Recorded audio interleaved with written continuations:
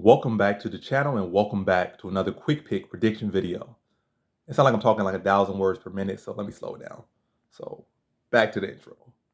Welcome back to the channel and welcome back to another quick pick prediction video. In this video, I'll be predicting the light heavyweight bout between Jan Blachowicz versus Aleksandar Rakic, or Rakic, whatever you want to call it. Got some gas in my chest. Not for surgical reasons or anything like that, just natural gas. But anywho, how I feel about this one is Rakic versus Blachowicz. I feel in this one, it's really a momentum. You got a young fighter coming in, or the younger fighter. You got what Blachowicz like 40 now, or pushing 40. Either 40, a little bit older 40, but he's up there in age. He's past 30. He's past 35. He's old. He's up there. You got Rakic, I think, riding like 31 or something like that, 31, 32. So right in his prime. You got a guy that's exited his prime. He had his moment, but now he's kind of on the downturn, or at least one loss. But we gotta see where it's going. But I like Rakic as one.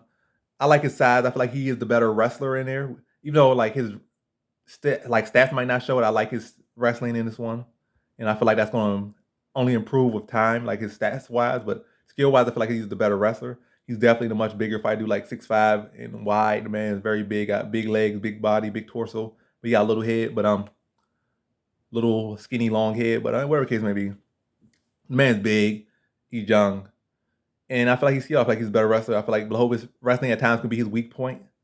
I'm not saying that's going to be his path to victory, but I really feel it's going to be a fight where it's going to be kind of turned into a little bit of a point fight. Blachowicz trying to get in and cover that distance with these flurries and stuff. Rakic man able to counter him a couple times. All right, just exit out and land some kicks. And it's going to turn into a fight where Rakic is just going to be trying to hit them with the yardstick. Like he's going to try to keep him away, and Blachowicz going to try to get in the inside. And it's not going to be the same thing, I guess. Matter of fact, it's really going to, it don't really matter. It ain't all that different, to be honest. I was going to say with the Santos fight, like Santos is so explosive, like you gotta really keep him at bay. You really gotta, you really gotta keep your eye on him, because you let it slip for a little bit, all of a sudden, Thiago Santos just exploded on you, hit you with a spinning, what's called, what they call it?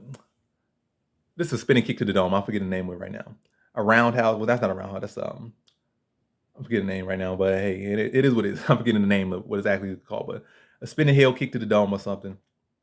All right, catch it with a blitz, and he be across the room. Next thing you know, he be in your face, knock you out. So you gotta be real careful with a guy like Thiago Santos. I'm not saying Blachowicz isn't athletic or isn't this or that, but he's definitely not as explosive. Definitely doesn't have as much power as Thiago Santos.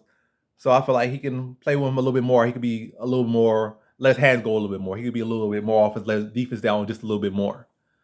But yeah, I see definitely more activity in that fight. That fight was horrendous. I definitely see more activity in that fight, but I still think it's gonna end up being a fight where I feel like Rakic really gonna be in control. He's gonna be able to land pretty comfortably and outstrike Blachowicz in this one. But I do feel like there's definitely a good chance that Blachowicz might be able to pull one out the rug, pull the rug out from underneath him. Because yeah, I feel like he might be able to pull the rug out from underneath him, because Rakic, I feel like in the last couple of fights, he's been hopping on his bike for whatever reason. Like, it's not like he's this second coming of the greatest fighter of all time, or he's this new greatest fighter of all time, or he's just such a great talent. He's an amazing fighter, or well, not even call amazing. He's a solid fighter. He's a good fighter, good frame, also have good skills. And, if you do all the right things, the sky's the limit with him if he does all the right things. But he's not there yet. He's not the champion. He's not no defending champion. He's not already solidified as like one of the greatest fighters of all time in his weight class or any weight class or in general.